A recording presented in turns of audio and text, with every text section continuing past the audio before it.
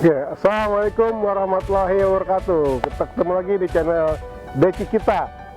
Kali ini kita akan ngebahas yang berhubungan dengan tanaman dan pengolahan sampah rumah tangga. Kita langsung aja. Kita akan membuat kompos dan kawan-kawan. Oke, langsung hap Andre.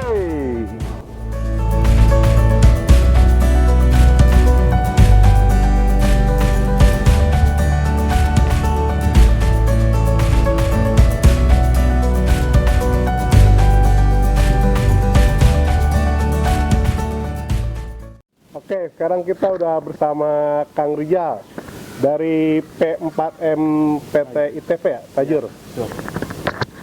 Sekarang kita mau bikin apa nih, Kang? Kita di sini mau memanfaatkan limbah organik, terutama dari limbah rumah tangga untuk pembuatan mol dan kompos. Mol. Gitu. Mol. Mol itu apa ya? Mol itu mikroorganisme lokal. Gitu. Jadi dia itu semacam bakteri-bakteri yang memang diperlukan untuk pertumbuhan tanaman.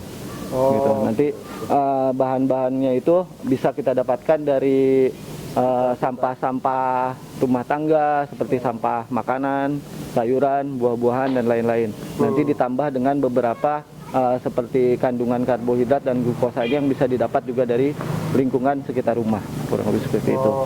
Siap. Terus ini kita langsung aja nih ya, bahan-bahan itu apa? Yang dibutuhin apa? Oke, karena untuk pembuatan mol itu kita membutuhkan 3 bahan dasar, yaitu kita butuhkan sumber dari bakteri itu sendiri. Nah, untuk sumber dari bakteri itu sendiri kita bisa dapatkan dari ampas buah-buahan. Seperti contoh ini adalah kulit pisang. Nah, kulit pisang ini bisa diganti dengan sampah dari limbah sayur-sayuran.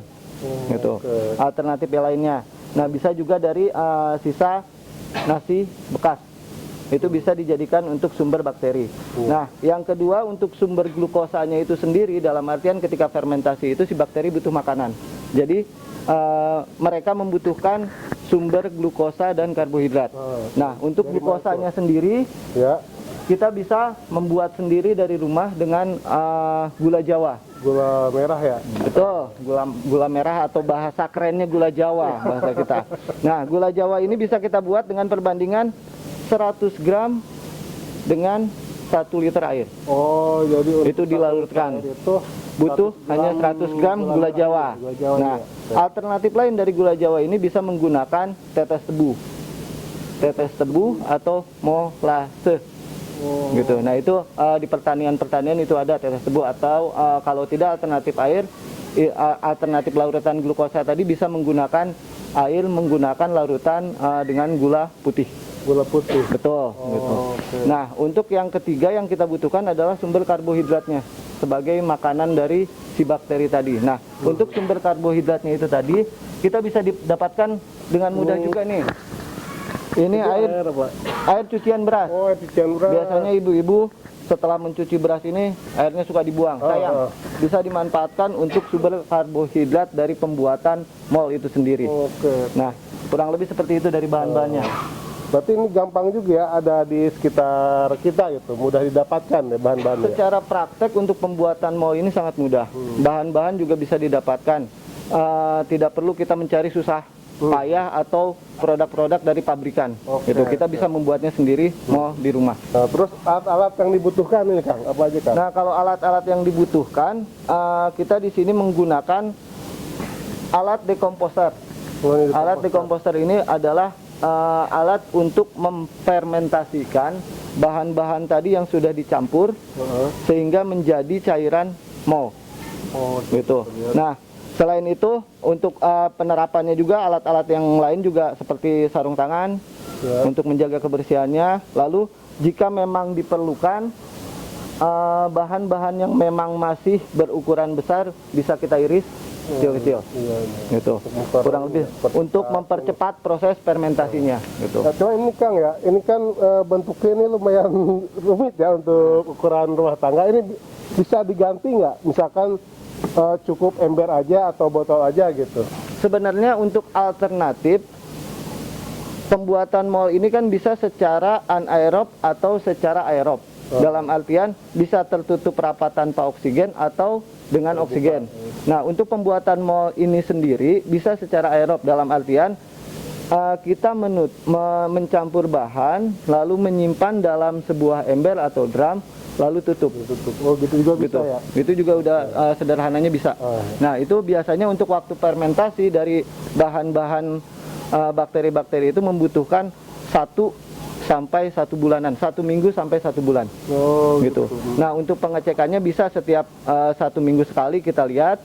Kalau memang perlu diaduk si bahan, kita aduk kembali. Tandanya Gitu. gimana tuh? Nah, tanda kalau mol itu sudah jadi atau sudah siap dipakai, biasanya dia tidak berbau busuk, Oh, yaudah. tapi dia berbau sedikit asam seperti bau fermentasi.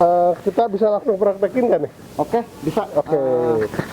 Oke Kang, gimana kalau kita langsung praktek biar teman-teman di rumah itu tahu apa sih yang harus pertama dilakuin itu gitu hingga jadi mol yang siap digunakan. Oke, siap. Pertama, untuk bahan dasar sumber bakterinya itu sendiri, kita langsung masukkan ke dalam bak dekomposter. Komposter. Ini dicincang lebih baik ya, Ini dicincang alangkah lebih baiknya. Jadi proses fermentasinya pun nanti lebih cepat. bisa lebih cepat. Lalu setelah ini bisa kita campurkan yang air cucian beras.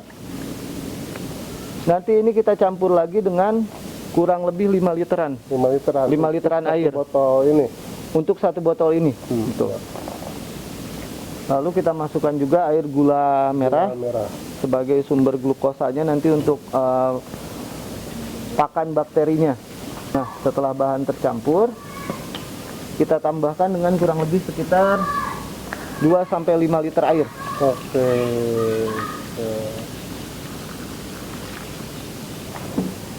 Nah, setelah ini tercampur semua, nah tadi bahan dasar untuk pembuatan sumber bakterinya ini sendiri kan bisa diganti tadi, banyak macamnya. Bisa dari sumber limbah sayuran, ada juga yang bisa menggunakan mol dari rebung bambu. Oh iya. Rebung bambu sama kalau dari makhluk hidup itu biasanya menggunakan keong mas. Keong mas bisa dijadikan mol juga, gitu. Nah, setelah ini tercampur merata, kita tutup dan kita biarkan selama kurang lebih 1 minggu sampai 1 bulan. Oh iya. Gitu. Nah, kita bisa melakukan pengecekan hasil fermentasi ini setiap 1 minggu Dengan cara mencium bau tersebut, karena nanti mol itu dapat dikatakan berhasil dengan ciri-ciri itu sudah tidak berbau busuk lagi, bahkan sudah tercium bau asam, bau fermentasi. Betul. Nah, di sini ada sedikit mungkin settingan nih. Ini alat kok ada lubang. Nah, sebenarnya dari proses ini, ketika si bakteri itu berkembang biak dan bertambah banyak, itu pasti menghasilkan gas metan atau alkohol. Betul. Nah, inilah fungsinya untuk mengeluarkan gas alkohol. Betul. Jika terjadi secara aerob, dia langsung terlepas keluar. Gitu. Kalau misalnya tertutup anaerob, itu dia harus kita buka. Gitu. Betul. Tiap 1 minggu sekali kita buka, atau alternatif peralatan yang lebih canggih seperti ini. Dia akan keluar sendiri. Ini untuk pelepasan. Betul. Pelepasan gas metan dan alkoholnya. Nah, itu. Karena memang ketika bakteri itu berkembang biak dengan memakan sumber dari karbohidrat dan glukosa tadi pasti menghasilkan alkohol. Ada pembuangan. Nah, betul, kurang lebih seperti itu. Nanti untuk hasilnya itu sendiri mau itu bisa dalam bentuk cairan, dan padatannya itu nanti yang tersimpan di atas itu bisa menjadi kompos. Oh, jadi ini Betul. Multifungsi. Jadi ada 2 hasil ya? 2 hasil, betul. Betul. Oke. Jadi nanti dalam bentuk cairannya itu bisa bermanfaat sebagai mol yang nanti bisa digunakan sebagai dekomposter juga untuk pembuatan pupuk kompos. Oh, itu aplikasi yang ke situ. Aplikasinya ke situ juga. Bisa langsung penerapan juga ke media tanam. Oh, bisa. Bisa. Itu gitu. ada dicampur air lagi nggak? Nah, kalau di komposter yang udah jadi, perbandingannya itu 1:5. Dalam artian ketika kita perhitungan 1 liter berarti berbanding dengan air 5 liter. Betul. Jadi seperti itu. kalau langsung itu bisa Nah. mati gitu ya, panas, terlalu panas. Sebetulnya jika organik itu tidak terlalu mempengaruhi. Hanya saja kita yang kurang tahu apa di media itu sudah tersimpan pupuk atau tidak. Karena bakteri ini sendiri bersifat untuk menguraikan pupuk yang ada sehingga menjadi sumber makanan bagi tanaman. Kurang lebih seperti itu. Nah, kalau misalnya memang di area tersebut memang sumbernya sudah ada, Ya. kita siramkan dengan mol ini, itu kemungkinan si lingkungan itu juga intensitasnya malah semakin tinggi tingkat kesuburannya. Kurang lebih seperti itu. Nah, ini juga untuk penerapan kita mengurangi bagaimana kita melakukan budidaya secara kimia, artinya menggunakan pupuk kimia. Dengan adanya mol ini dan pupuk kompos ini, kita bisa mengurangi sampai 50% tingkat penggunaannya. Ya? Betul. Jadi ini bisa menjaga apa itu zat hara juga ya? Zat hara di tanaman. Nah, keuntungan lainnya itu satu, zat hara di unsur tanah media tanam tetap terjaga. Yang kedua, bakteri ini juga bisa mengurai zat-zat yang ada di dalam tanah sehingga menjadi pupuk yang dibutuhkan oleh tanaman. Kurang lebih seperti itu. Untuk hasil yang udah jadi ada contoh nggak, Kang? Hasil yang udah jadi, nih Kang. Nah, ini dia. Contoh yang sudah jadi dari bahan baku sumber bakteri buah-buahan. Ini buah-buahan. Ya? Betul. Ini buah-buahan. Warnanya kurang lebih kayak gini ya? Warnanya kurang lebih hitam pekat. Nah, nanti ini bisa digunakan tadi ketika kita menggunakan untuk pengomposan, itu biasanya dengan menggunakan 1:5. Artinya ketika kita membutuhkan 1 botol molase seperti ini, berarti harus dicampur dengan 5 botol air bersih. Gitu. Nah, untuk pengomposan, kalau untuk penerapan langsung kita siramkan atau kita semprotkan di tanaman, lebih baik 10 mili berbanding 1 liter. Berarti. Nah, biasanya kalau 10 mili itu kurang lebih sekitar 1 tutup botol. Ini ya? Betul, biasanya seperti itu. Nah, itu bisa disemprotkan, kalau tidak dikocorkan ke media tanam. Oke, ya, berarti mudah juga ya? Sebetulnya untuk menyehatkan tanaman kita bisa dapat dari lingkungan. Iya. Itu banyak bahan-bahan yang memang kita bisa olah dan kita bisa manfaatkan untuk kegiatan tanaman-tanaman di sekitar pekarangan rumah kita. Ada lagi nggak, Kang, nih yang mungkin terlewat? Untuk pengaplikasian mol ini kita sembari untuk membuat kompos.